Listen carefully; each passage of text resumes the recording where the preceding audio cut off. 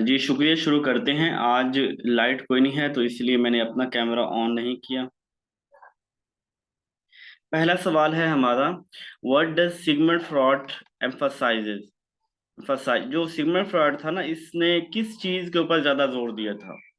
ये देखें, ये तीनों बातें उसने की थी। कॉन्शियसनेस भी की थी, सब कॉन्शियस और अनकॉन्शियस। लेकिन उसका कंप्लीट फोकस जो था ना, वो अनकॉन्शियस के ऊपर था।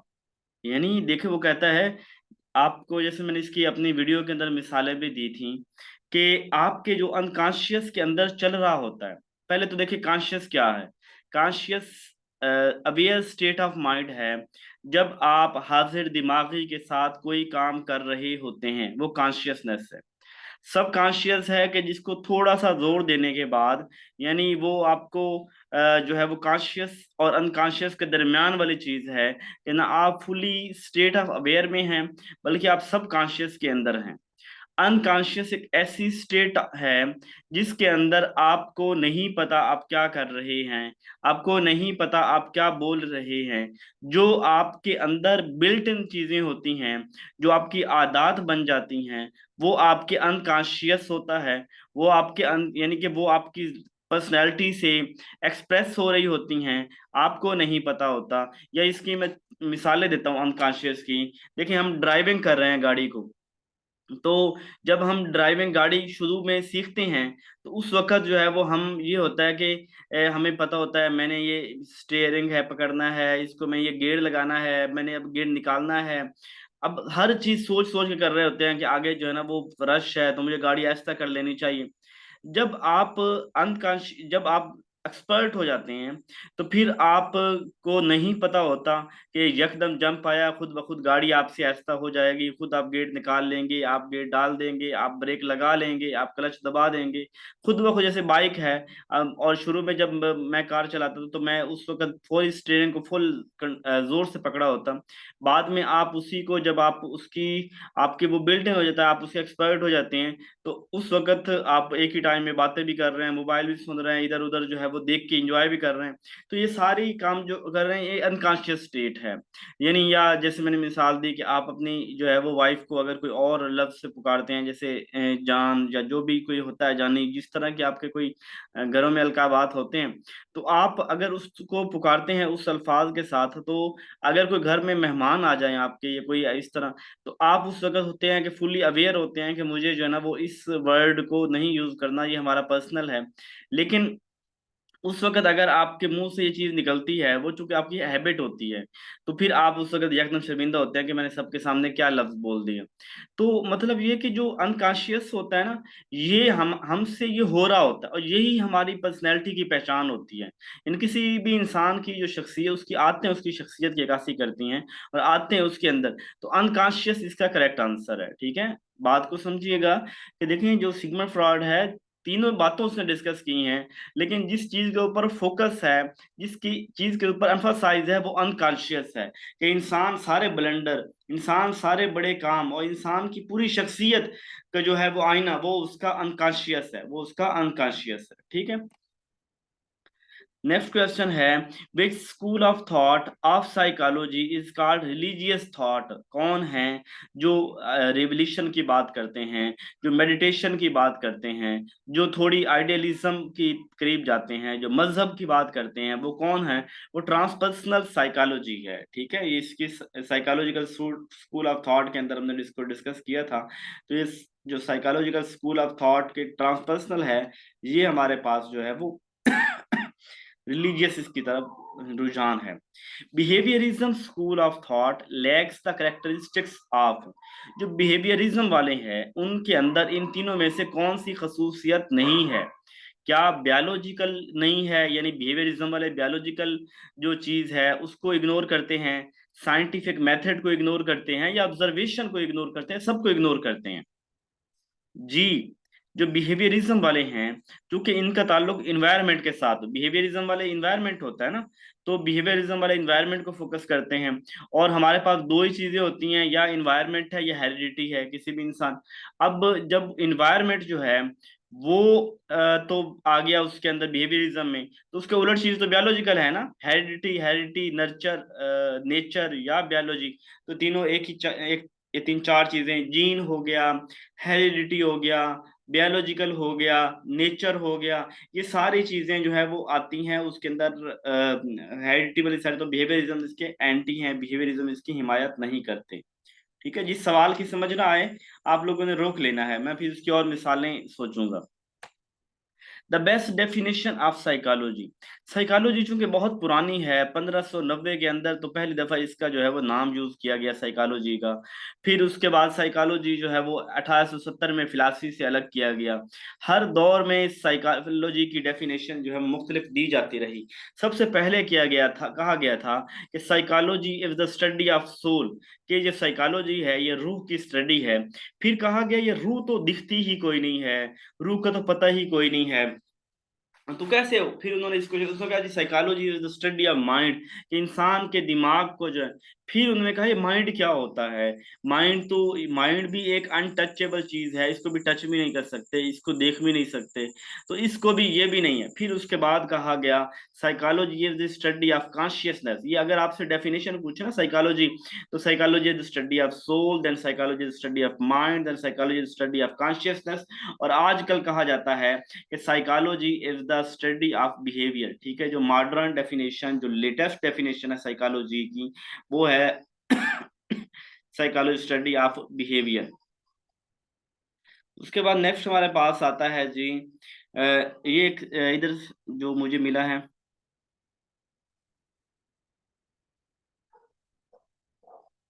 सोल पहले थी, मतलब ये डेफिनेशन ही है।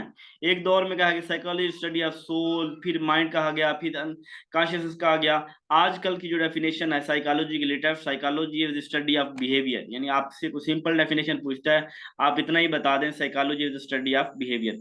अभी मैं इस सवाल से पीछे चलता हूँ कि मुझे वो कमेंट्स के अंदर जिया साहब का सवाल था कि सर कॉन्शियसनेस और अनकॉन्शियस के हवाले से कुछ बता दें। देखिए, कॉन्शियस होता है हमारी state of aware, state of awareness. जब आप कोई काम जैसे कदम फूंक फूंक के रख रहे होते हैं, आप बोलते हुए बड़ा सोच विचार कर रहे होते हैं, आप बड़े ही हाजिर दिमागी के साथ कोई काम कर रहे होते हैं, आप कोई ड्राइविंग सीख रहे हैं, यानी जब भी हम जिंदगी में कोई नया काम कर रहे होते हैं, किसी शख्सियत से मिलना चाह रहे होते हैं, हम उस वक्त कॉन्शियस स्टेट के अंदर होते हैं। जब हम वो चीज, उस चीज के हम एक्सपर्ट हो जाते हैं या हम उसको कम तवज्जो देते हैं, हम अनकॉन्शियस में होते हैं और वो चीजें हमारे जिस्म से, हमारे बॉडी से हो रही होती हैं। यानी एक बंदा ड्राइविंग सीख रहा है तो वो कॉन्शियस में है, वो सीख चुका है, तो फिर गाड़ी उससे चल रही है, वो अपने अनकॉन्शियस में है। ठीक है, हम बहुत से काम जिंदगी में अक्सर, हम 24 घंटे, एक दिन के 24 घंटे में से तकरीबन 22 घंटे, मतलब ज्यादा टाइम हमारा अनकॉन्शियस के अंदर होता है। हम खुद ब खुद चल जा रहे होते हैं, खुद ब खुद करी जा रहे होते हैं, यानी हमारे जैसे प्रोग्रामिंग हो जाती है ना दिमाग के अंदर, तो प्रोग्रामिंग हो चुकी होती है और हम उसके मुताबिक काम करी जा रहे होते हैं। तो ये भी ऐसे ही है। ठीक है, अच्छा आगे इस सवाल की तरफ आते हैं। 459 में psychology can only Maihar, psychology जो है ये ओवर्ट बिहेवियर, कोवर्ट दोनों को मैयर करती है। यानी वो चीजें, वो राज जो हमारे अंदर पवस्त हैं, वो जो हम सोचते हैं, वो जो हमारे अंदर हैं चीजें जो इम्प्लीसेट हैं, वो भी साइकोलॉजी जो है वो उसको भी मैयर करती है। वो चीजें जो जाहिरी हमारी पर्सनैलिटी से, हमारा उठना बोलना चलना से, सारी जो हमारे जाहिर से चीजें हैं, वो भी, ये इन सभी को जो है वो दोनों की स्टडी करती है, ये साइकोलॉजी बोलते हैं। एम्बीवर्ट होता है हमारे पास जो है ना मोटिवेशन की जो टाइप है मोटिवेशनल, उसमें हमने ये कहा था बस, एक होता है इंट्रिंसिक और एक होता है, सॉरी, वो क्या बोलते हैं, जो इंट्रिंसिक और एक्सट्रिंसिक, वो तो मोटिवेशन है। पर्सनैलिटी की टाइप नहीं थी, इंट्रोवर्ट और एक्सट्रोवर्ट। इंट्रोवर्ट वो लोग जो शाय होते हैं, एक्सट्रोवर्ट जो, देखिए हम सारे ही लोग जो है ना, मैं इंट्रोवर्ट हूँ, लेकिन मेरी सारी जिंदगी यही कोशिश है कि मैं अपने आप को जो है वो एक्सट्रोवर्ट, जहां जहां मुझे जरूरत है, मैं अपने अंदर वो एबिलिटीज पता कर लूं कि मैं एक्सट्रोवर्ट भी बन जाऊं। जो एक्सट्रोवर्ट है उनकी होती है कि यार मुझे कुछ ना कुछ अपना जहां जरूरत है, मैं वहां इंट्रोवर्ट भी बन जाऊं, तन्हाई में भी काम। तो ये एम्बीवर्ट एक दरमियान की टर्म है कि जो जिसके अंदर दोनों क्वालिटीज होती हैं। वो एम्बीवर्ट एक्सट्रोवर्ट से इंट्रोवर्ट भी बनने की कोशिश कर रहा होता है, इंट्रोवर्ट से एक्सट्रोवर्ट, तो ये एम्बीवर्ट होता है। Father of educational psychology, father of educational psychology कौन है जी? ये अरिस्टोटल को फादर ऑफ एजुकेशनल साइकोलॉजी कहा जाता है, ठीक है। आप कई सवाल ये था कि सर जो जो है सुकरात है इससे पहले था, प्लेटो इससे पहले था, फिर ये अरिस्टोटल कैसे आ गया? अरिस्टोटल तो बाद, पहले तो उनका नाम आना चाहिए। देखें, जो है ना साइकोलॉजी के अंदर, यानी एक साइकोलॉजी इंसान को, इंडिविजुअल डिफरेंसेस को या उस तरह को डिटेल में समझना किसने समझा, वो अरिस्टोटल है, ठीक है। अरिस्टोटल की खिदमात ज्यादा हैं, इसलिए अरिस्टोटल कहा गया है। बाकी साइकोलॉजी की समझ ले बुनियाद ही वही तीनों से ही पड़ जाती है। देखें बस बात यह है कि इंसान, बहुत से लोग ऐसे होते हैं जो इंट्रोवर्ट होते हैं, लेकिन वो मेहनत करके एक्सट्रोवर्ट। बात असल ये होती है कि हमें सुकून कहाँ मिलता है, यानी मेरा मेरा सुकून सारा तन्हाई के अंदर है। तो मैं इंट्रोवर्ट हूँ, चाहे मैं सारा दिन मैं कॉलेज में दोस्तों के साथ भी गपशप लगाता हूँ, खाने भी खाते हैं, होटलिंग भी करते हैं, सारा कुछ करते हैं, लेकिन वो वो मेरी ना नहीं है, मेरी जिबिल्लत में नहीं है, ठीक है, वो मेरी जिबिल्लत में नहीं है। मुझे जब भी मौका मिलता है मैं तन्हाई में जाता हूँ, और मुझे तन्हाई में मुझे मजा आता है। तो इंसान जो है वो एम्बीवर्ट बन जाते हैं, लेकिन असल जो है वो अपनी वही रहते हैं, नेचर में ही रहते हैं, ठीक है। पेरिसाइकी बिल्कुल ये अरिस्टोटल की बुक थी जी। Thorndike father of education psychology है जी। पेरिसाइकी जो है अरिस्टोटल की पहली साइकोलॉजी के ऊपर बुक है। Pure psychology is use for, ये प्योर साइकोलॉजी, जैसे हमने कहा था ना, रिसर्च के अंदर हमने पढ़ा था कि प्योर रिसर्च, जिसको हम फंडामेंटल रिसर्च भी कहते हैं, यूनिवर्सल रिसर्च भी कहते हैं, तो उसके वजह हम क्या करते थे, थ्योरी डेवलप करते थे। यहाँ प्योर साइकोलॉजी है, तो इसका मतलब भी यही है कि प्योर थ्योरी डेवलपमेंट होती है, यानी प्योर साइकोलॉजी से हम थ्योरी डेवलप कर रहे होते हैं। Next, what are the areas of psychology? Psychology के तीन एरियाज हैं, ठीक है। साइकोलॉजी कितने एरियाज हैं?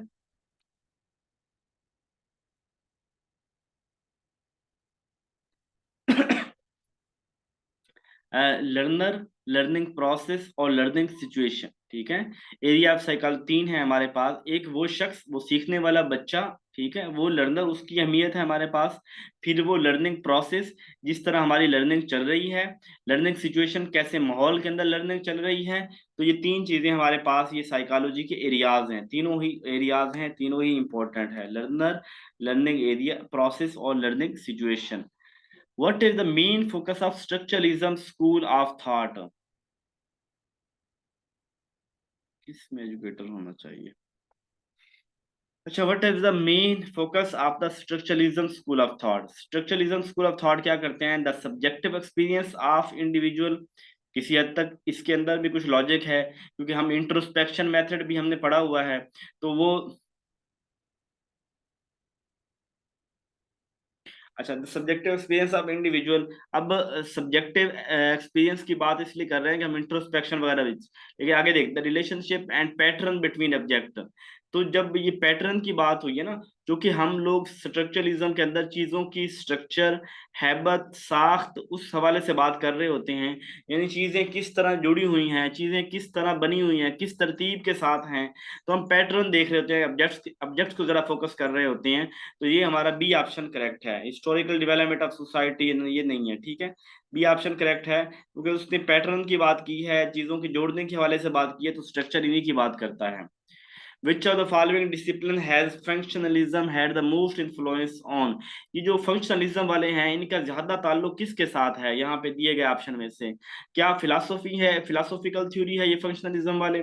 क्या ये सोशियोलॉजी है, लिटरेचर है, एंथ्रोपोलॉजी? देखिए, फिलोसफी तो आइडियाज की बात करती है, फंक्शनलिज्म वाले तो काम की बात करते हैं। एंथ्रोपोलॉजी सिर्फ इंसानों के बारे में बात करते हैं, लिटरेचर से अदब के बारे में, सोशियोलॉजी सोशल कल्चर के बारे में। तो फंक्शनलिज्म के अंदर भी कहीं इन्वायरमेंट का पहलू भी मौजूद है, तो इसका ऑप्शन सोशियोलॉजी है, ठीक है। सोसाइटी है, काम सोसाइटी नहीं करना है ना, फंक्शनलिज्म सोसाइटी नहीं करना, किसी न किसी ने करना है। What is the role of motivation and behaviourism?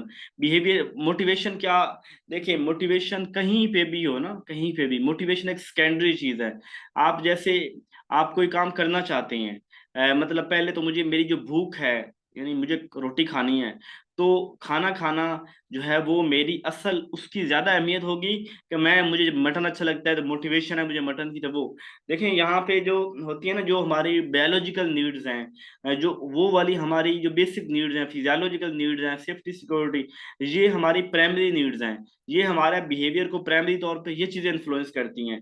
यानी किसी ने किसी का दिल तोड़ा है, किसी ने किसी को जो है किसी भूख है किसी के घर के अंदर, और वो मोटिवेशन, आप लोगों में से कुछ ऐसे लोग होंगे, बहुत से लोग ऐसे हैं जिनको बहुत सारे फाइनेंशियली मसाइल का सामना है। अब वो फाइनेंशियली मसाइल जो है वो उनके लिए मोटिवेशन है, और वो तगड़ी मोटिवेशन है उनको पढ़ने के लिए, मतलब वो उनको ज्यादा ड्राइव करती है। और फिर मोटिवेशन है हमारे पास कि मुझे एक बड़ा स्टेटस चाहिए, मुझे एक बड़ा घर चाहिए, एक बड़ी गाड़ी चाहिए। अब ये सेकेंडरी है, ठीक है। तो आपकी बायोलॉजिकल नीड्स जो होती हैं वो प्राइमरी होती हैं, और जो दूसरी होती हैं सेकेंडरी होती हैं। तो मोटिवेशन हमारा सेकेंडरी रोल होता है उसका। Who is considered the founder of behaviourism? Behaviourism का फाउंडर कौन है?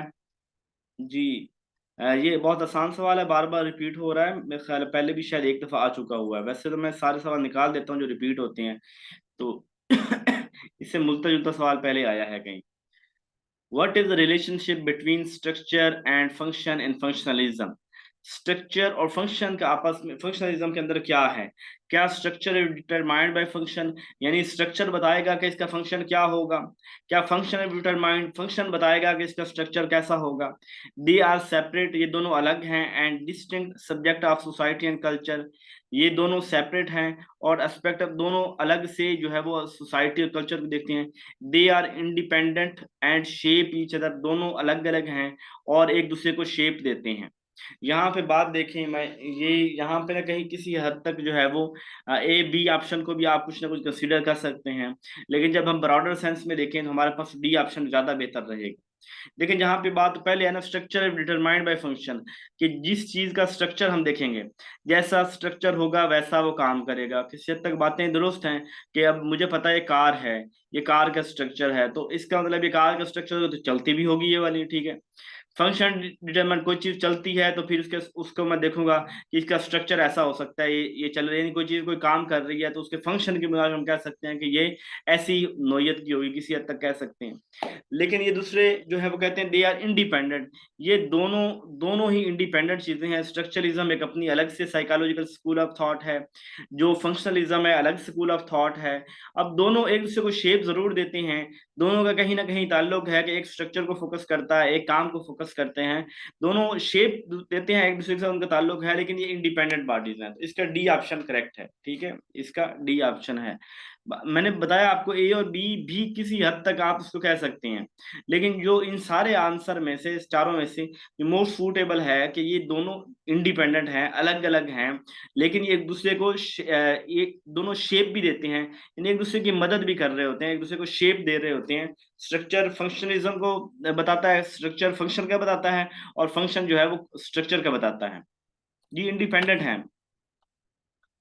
उसके बाद what are the three levels of analysis in structuralism? Structuralism के अंदर जो है वो तीन चीजों को फोकस किया जाता था। जरा यहाँ पे देखिए, इंडिविजुअल, सोसाइटी, कल्चर, यहाँ पे हमें कोई कोई ऐसा एक भी वर्ड नहीं मिल रहा जिसको स्ट्रक्चरलिज्म से जोड़ा जाए। कॉन्शियस ने ये सिगमंड फ्रॉइड की है। स्ट्रक्चर, कल्चर, एक्सपीरियंस, अब यहाँ पे देखें, स्ट्रक्चर की बात हमने स्ट्रक्चरलिज्म के अंदर की, एक्सपीरियंस की बात भी हमने स्ट्रक्चरलिज्म के अंदर की। तो यहाँ पे जो सी ऑप्शन है ये ज्यादा सूटेबल है, कि एक तो इसके अंदर स्ट्रक्चर की बात हो रही है और एक्सपीरियंस की बात हो रही है। इंडिपेंडेंट एक दूसरे डिपेंड होना नहीं है, एक दूसरे से अलग होना। इंडिपेंडेंट मतलब, अच्छा इंटर डिपेंडेंट बोल रहे हैं, तो इंटर डिपेंडेंट जो है वो एक दूसरे के साथ जो है वो ताल्लुक होना, यही बनेगा इसका, जी बिल्कुल। यानी दोनों एक दूसरे के साथ उनका ताल्लुक है और दोनों शेप देते हैं। वो फिर ए और बी ऑप्शन जो है ना, बिल्कुल उसी की तरह ही है, कि हमने वहां पे एक दूसरे को डोमिनेट कर दिया, तो डी ऑप्शन जो है ज्यादा करेक्ट, ज्यादा बेहतर है। उसके बाद है in which parenting style children are allow to express their opinion and it may be possible their opinion considered? कौन सा ऐसा मेथड है जिसके अंदर बच्चों को इजाजत है कि वो अपने ओपिनियन दे सकते हैं, लेकिन ये कंफर्म नहीं है कि उन हो सकता है कि उनकी ओपिनियन को माना जाए, हो सकता है ना माना जाए। आप लोग गलत बता रहे हैं, बात को समझें। कि कौन सा प्रिंटिंग स्टाइल है जहां पे बच्चा बोल सकता है, उसको बोलने की इजाजत है, लेकिन उसकी बात मानी जाए, ये बात कोई नहीं की गई। अब इसको मैं तो पहले आपको बताऊं, यहाँ पे अथॉरिटेरियन लिखा हुआ है। अथॉरिटेरियन वो होता है जिसके अंदर ना बोलने की इजाजत है, ठीक है। अथॉरिटेरियन में ना बोलने की इजाजत है, ना मानी जाती है। अपना जो बॉस है वो अपने ही मुताबिक करता है, ये अथॉरिटेरियन। सबसे रिजिड रूल जो होते हैं वो अथॉरिटेरियन में होते हैं। अब यहाँ पे तो बोलने की इजाजत है, ये तो गलत हो गया। अच्छा, अब आए पहले की तरफ, परमिसिव की तरफ। परमिसिव के अंदर बच्चे को इजाजत है, वो सिर्फ आके बताएगा, करेगा वही जो उसका दिल करेगा, यानी बच्चा अपनी मर्जी से कोई काम करेगा, लेकिन सिर्फ आके वो बताएगा। तो अब यहाँ पे अथॉरिटेटिव है, ठीक है। अथॉरिटेटिव एक ऐसा स्टाइल है जिसके अंदर बोल तो सकते हैं, बता तो सकते हैं, अपनी राय ओपिनियन दे तो सकते हैं, बाकी बॉस की मर्जी है, वो चाहे तो उनकी बात को कंसीडर कर ले, चाहे ना कंसीडर करे। परमिसिव में तो बच्चा बता रहा होता है, करना उसने अपने बच्चे ने अपनी मर्जी है। अथॉरिटेरियन में बच्चा बता भी नहीं सकता, और जो अथॉरिटेटिव है इसके अंदर बता सकता है, माननी बॉस नहीं है, जो बॉस का दिल करेगा।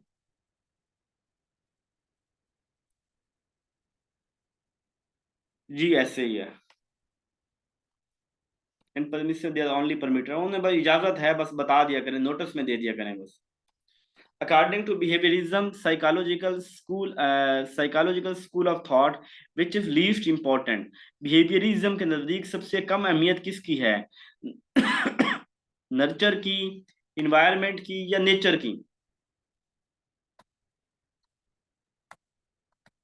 आप लोग इसको भी जो है ना थोड़ा सा अंडर एस्टिमेट कर रहे हैं। मैंने पिछली क्लास के अंदर बताया था, जो नर्चर है ना, इसका दूसरा नाम इन्वायरमेंट है, यानी नर्चर करना, अफजाइश करना, खिलाना पिलाना, माहौल प्रोवाइड करना, यानी इसका ताल्लुक माहौल के साथ है, इन्वायरमेंट के साथ है, बाहर की दुनिया के साथ है। तो नर्चर और इन्वायरमेंट एक ही चीजें हैं। बिहेवियरिज्म वाले नर्चर और इन्वायरमेंट दोनों को मानते हैं, ये नेचर को नहीं मान। नेचर से मुराद, यहाँ से नेचर से मुराद हेरिडिटी नहीं है, सॉरी, नेचर से मुराद इन्वायरमेंट नहीं है, नेचर से मुराद हेरिडिटी है, नेचर से मुराद बायोलॉजी है, नेचर से मुराद कुदरत है, फितरत है। यहाँ नर्चर और इन्वायरमेंट एक ही चीज है, नेचर और जेनेटिक्स एक ही चीज है। जी बिल्कुल, मियां बादशाह साहब ने ठीक कहा। तो जो नेचर है उसका ताल्लुक हेरिडिटी के साथ है, जीन के साथ है, बायोलॉजी के साथ है। नर्चर और इन्वायरमेंट जो है वो एक चीज है। तो यहाँ पे जो बिहेवियरिज्म वाले इग्नोर करते हैं ना, वो नेचर को करते हैं। वो किसको करते हैं? नेचर को करते हैं। Allama Iqbal got how many degrees from Europe. Allama Iqbal ने यूरोप से कितनी डिग्रियां ली थी? क्योंकि अलामा इकबाल एक एजुकेशनिस्ट के तौर पर भी जाने जाते हैं, इसलिए हम उसको भी कंसिडर करते हैं। जी, अलामा इकबाल ने 3 डिग्रियां ली थी। एक तो बैरिस्टर की डिग्री ली थी इसने इंग्लैंड से। दूसरा इन्होंने डिग्री ली थी वो म्यूनिख यूनिवर्सिटी जर्मनी से, पीएचडी इन्होंने की थी। और इसके अलावा इन्होंने मास्टर ये किया था, यानी अब मास्टर इन आर्ट्स इस तरह किया था, वो भी इधर इंग्लैंड से ही उन्होंने किया था। तो 3 डिग्रियां जो है ना वो इन्होंने यूरोप से ली हैं, ठीक है। ये बैचलर ऑफ आर्ट्स बीए भी किया ट्रिनिटी कॉलेज कैम्ब्रिज इंग्लैंड से। फिर barrister at law Lincoln Inn England से किया। डॉक्टर ऑफ फिलोसफी जो है वो यूनिवर्सिटी ऑफ म्यूनिख जर्मनी से किया, ठीक है। The child start babbling in which age. बच्चा बबलिंग में जब दा, ना, दा, दा, बा, बा, ना, यानी जब वो कॉन्सोनेंट का इस्तेमाल करना शुरू कर देता है, तो ये इस बबलिंग कहते हैं। ये बबलिंग कितनी एज के अंदर होती है? हमने कहा था पहले महीने बच्चे का रोने का है, फिर उसके बाद बच्चा जो है वो अगले 5 महीने बच्चा कूइंग करता है, अगले 5 महीने कूइंग करता है, जैसे सिर्फ वावल की साउंड निकालता है, आ ई, इस तरह, यानी वावल साउंड निकालता है। और फिर उससे बाद जो है वो बच्चा जब 6 से 9 महीने तक जो है वो 6 से 9 होना, ये 9 से 12 होना, ये थर्ड स्टेज है। 9 से 12 या 6 से 9, मेरा ये ख्याल है इसका 6 से 9 होना चाहिए। किसी को याद आ रहा है एग्जैक्ट जिसको पता हो? पुराना जो हमने टेबल किया था, 1 मिनट में अभी देख लेता हूँ। 6 से 9 होना चाहिए।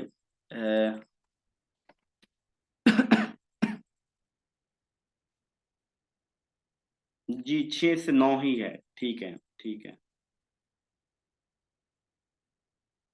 6 से 9 में ये बी ऑप्शन ठीक है। पहला महीना बच्चे का रोने का है, फिर दूसरे से पांचवें महीने तक बच्चा जो है वो वावल निकालता है, और 6 से 9 महीने तक बच्चा जो है वो यानी कि वो करता है, दूसरा बबलिंग करता है, कॉन्सोनेंट निकालता है। फिर 9 से 12 महीने तक जो है वो बच्चा जो है वो एक अल्फाज बोलने के काबिल हो जाता है, एक मुकम्मल अल्फा वर्ड जो है वो बोलने के काबिल हो जाता है। ठीक हो गया जी। अच्छा, which psychological school of thought our emphasises on positive aspect, कौन वाले हैं जो बड़े ही पॉजिटिव होते हैं, पॉजिटिविटी को देखते हैं, इंसानियत की बात करते हैं, लोगों के बारे में अच्छा गुमान रखते हैं? कौन है जी जो पॉजिटिव लोगों के बारे में पॉजिटिव रखते हैं?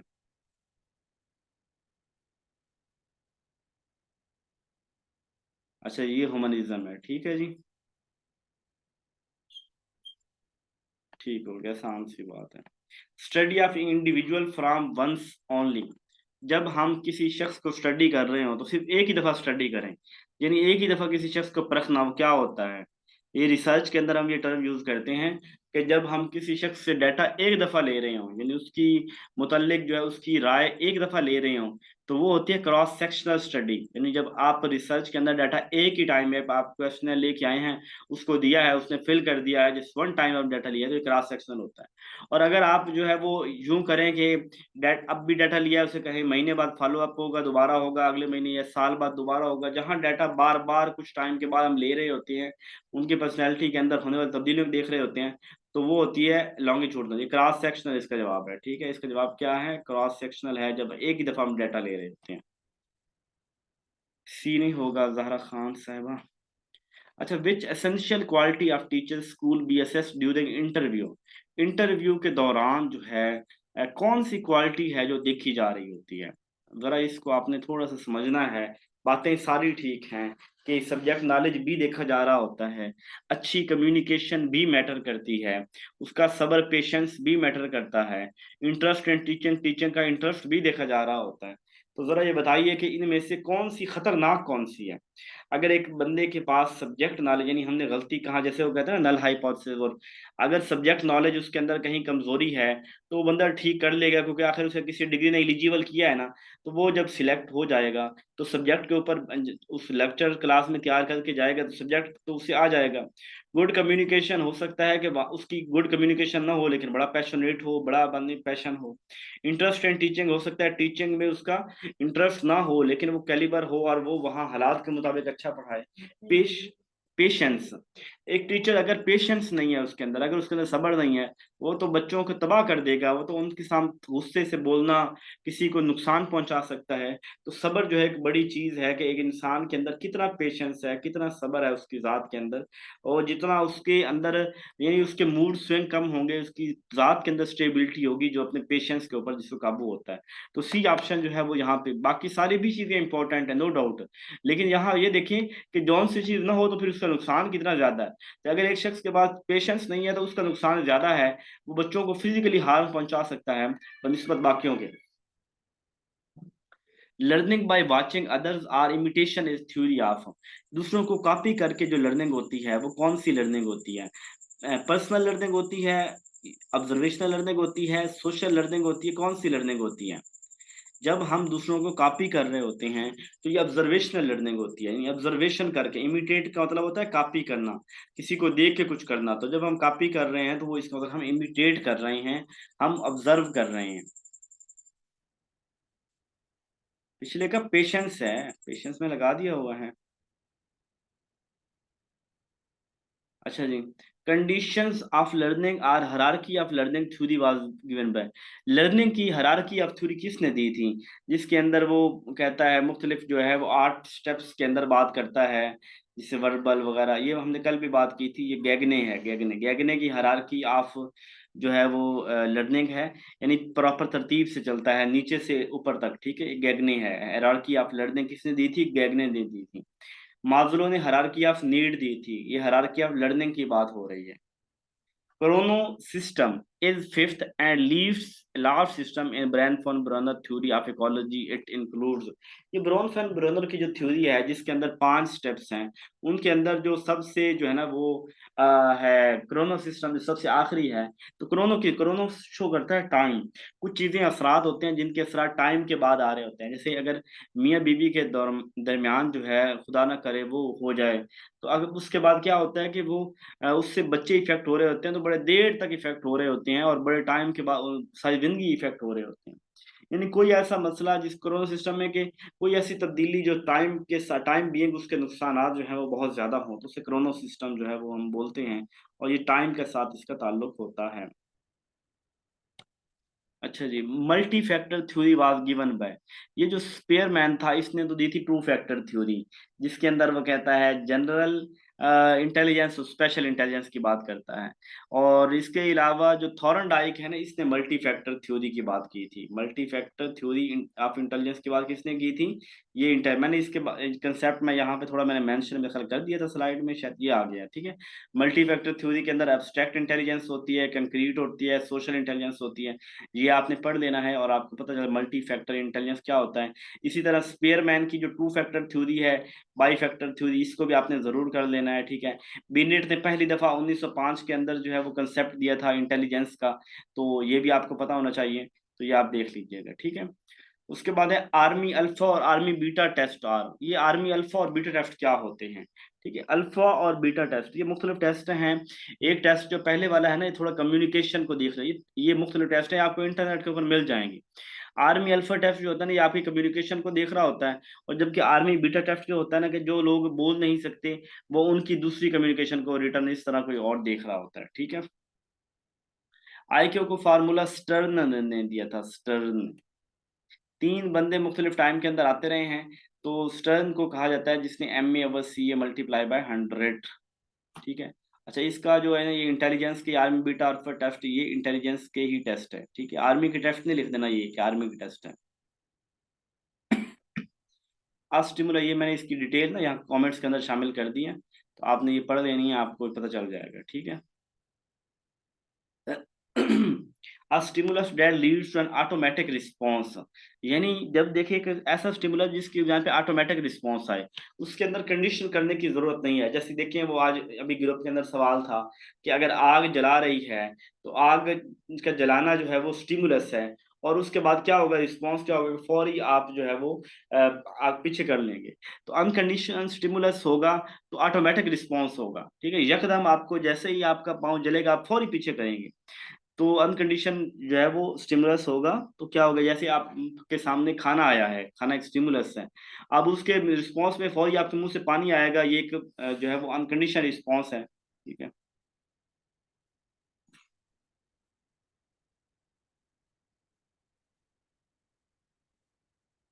उसके बाद है language skill, listening, speaking, reading, writing development.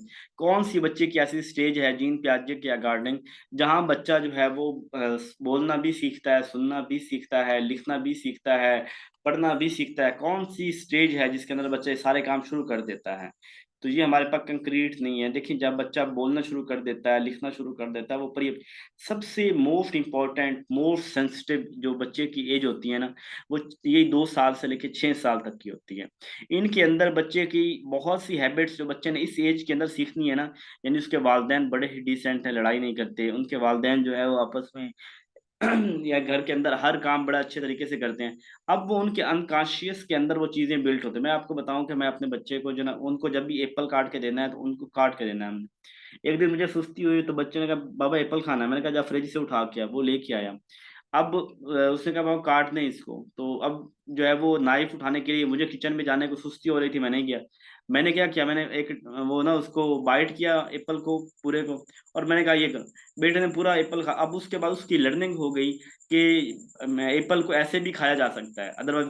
अब वो मैंने क्या, नेगेटिव लर्निंग मैंने करवाई, बरल मेरी गलती जो भी। तो इस तरह बच्चे की ये जो एज होती है ना, 2 साल से ये उनके अनकॉन्शियस में चीजें जा रही होती हैं।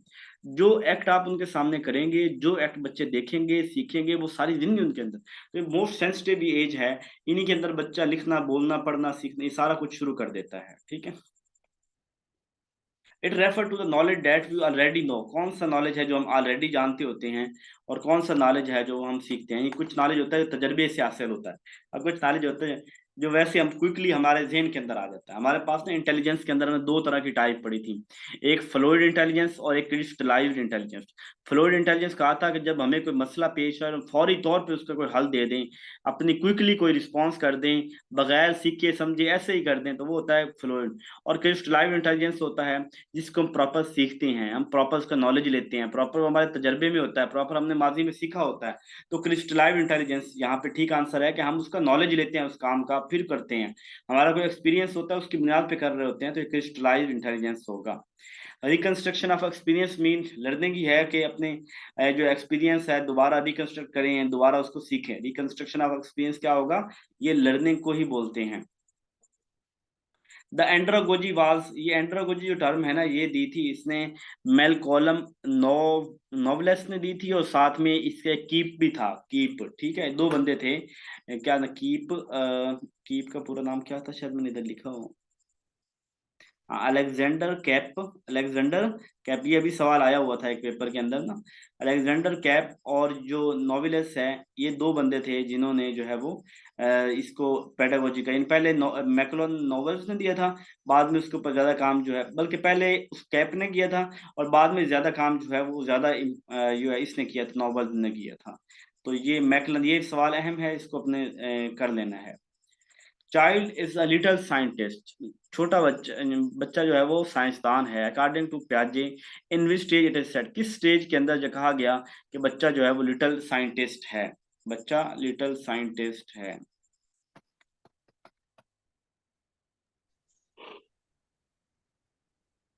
अभी मुझे ना इसका भूल रहा है आंसर, मेरा ये ख्याल है कि इसका आंसर जो है ना वो परी ऑपरेशनल स्टेज है। नहीं यार, सेंसिटिव स्टेज है परी, लिटिल साइंटिस्ट छोटा बच्चा, और काम सारे पुट्ठे उसके होते हैं, एनिमिज्म, इगोसेंट्रिसिज्म, ये सारी चीजें उसकी ना परी परी के अंदर आती हैं। तो खैर मैं इसका आंसर परी ऑपरेशनल लगा रहा हूँ, ठीक है। अभी मुझे थोड़ा सा इसके ऊपर डाउट है, तो अगर इसके अंदर कोई हो तो फिर बता दीजिएगा। हाँ, क्योंकि होना यही चाहिए कि वो इसके अंदर ही सारे पुट्ठे काम बच्चा इन्हीं के अंदर कर रहा होता है, चीजों को तोड़ना, किसी एक तरफ तवज्जो करना, एनिमिज्म, एगोसेंट्रिसिज्म, ये इसी दूसरी स्टेज के अंदर होती हैं। पहले में तो सिर्फ हमारी वही आती है, out of sight out of mind वाली बात आती है। साइंटिस्ट से मुराद है कि हर चीज को छेड़ता है बच्चा, ठीक है, हर चीज के बारे में उसका होता है, मैं इसको देखूं, यानी वो उसकी फुल होती है कि मैं एक दफा इस चीज को चेक करूं, मैं इसको गिराऊं, मैं इसको तोड़ूं, मैं इसका देखूं इसका फंक्शन कैसे है।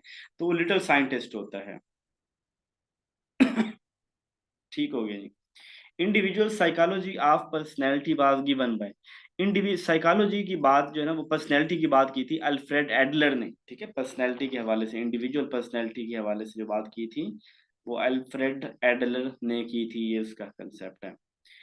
अच्छा जी, क्लास खत्म हो जाए तो फिर उसके बाद इंतजार कीजिएगा, फिर करते हैं। If the child are doing any work in the presence of the teacher by talking about themselves और by using the material, then what. एक बच्चा जो है वो कोई काम कर रहा है अपने वालिदैन, ये सवाल भी बड़ा है, कंफ्यूजन वाला है। इसके आंसर आप सबको लग रहे होंगे कि तीनों ही ठीक हैं, लेकिन इसका कोई एक आंसर, इसको जरा आपने इसको प्रैक्टिस करें, जैसे ही क्लास दोबारा शुरू होती है तो आप लोगों ने इसका मुझे अथेंटिक आंसर बताना है कि आपकी नज़र के अंदर इसका आंसर क्या है, ठीक है। इस सवाल को जो है वो सारे इसके ऊपर जो है वो वर्क करें, और मुझे बताएं कि इसका आंसर आपके नज़दीक क्या है, और दलील भी आपके पास होनी चाहिए कि क्यों इसका ये आंसर है, ठीक है। अभी just class is going to and